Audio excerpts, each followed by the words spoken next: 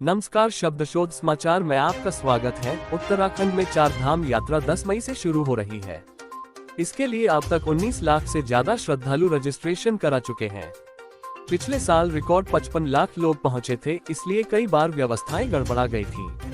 इसी से सबक लेते हुए उत्तराखंड पुलिस और पर्यटन विभाग ने पहली बार 4 धाम यात्रा में श्रद्धालुओं की प्रतिदिन की संख्या सीमित कर दी है। एक दिन में 15,000 श्रद्धालु केदारनाथ धाम, 16,000 लोग बद्रीनाथ धाम, 9,000 श्रद्धालु यमुनोत्री तो 11,000 लोग गंगोत्री में दर्शन कर सकेंगे। यानी चारों धाम में रोजाना 51,000 लोग दर्शन करेंगे।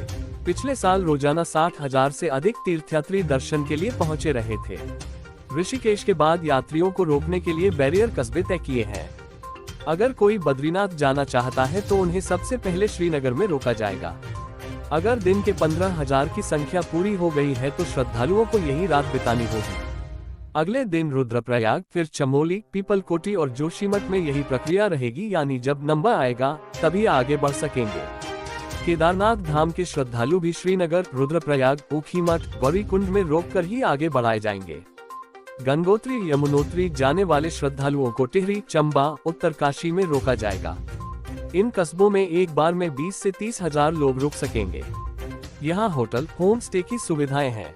हालांकि 4 धाम होटल एसोसिएशन इस फैसले के विरोध में उतर आया है।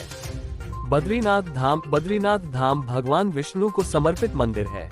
ये नर नारायण 2 पहाड़ों के बीच बना हुआ है। इस क्षेत्र को बदरीवन कहते हैं। इस मंदिर के पुजारी को रावल कहते हैं। रावल आदि गुरु शंकराचार्य के कुंटुंब से ही होते हैं।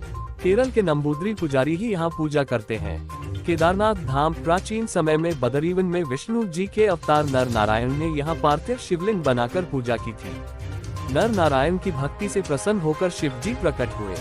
शिव जी ने नर नारायण से वर मांगने को कहा तो उन्होंने वर मांगा कि आप हमेशा इसी क्षेत्र में वास करें।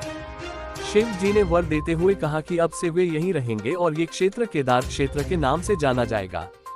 इसके बाद शिव जी ज्योति स्वरूप में यहाँ स्थित शिवलिंग में समा गए। गंगोत्री, ये गंगा नदी का मंदिर है। गंगा नदी का उद्गम गोमुख है और गंगोत्री में गंगा देवी की पूजा की जाती है। गंगोत्री के पास वह जगह है जहाँ राजा भागीरथ ने देवी गंगा को धरती पर लाने के लिए तप किया था। यमुनोत्री, ये यमुना नदी का उद्गम स्थल माना जाता है। यहाँ देवी यमुना की पूजा की जाती है। यमुनोत्री मंदिर के बारे में कहा जाता है कि टिहरी गढ़वाल के महाराजा प्रतापशाह ने देवी यमुना का मंदिर बनवाया था। बाद में मंदिर का पुनः निर्माण जयपुर की महारानी गुलेरिया ने करवाया था। यमुना नदी का वास्तविक स्रोत जमी हुई बर्फ की एक झील और हिमनद चंपासर ग्लेशियर है।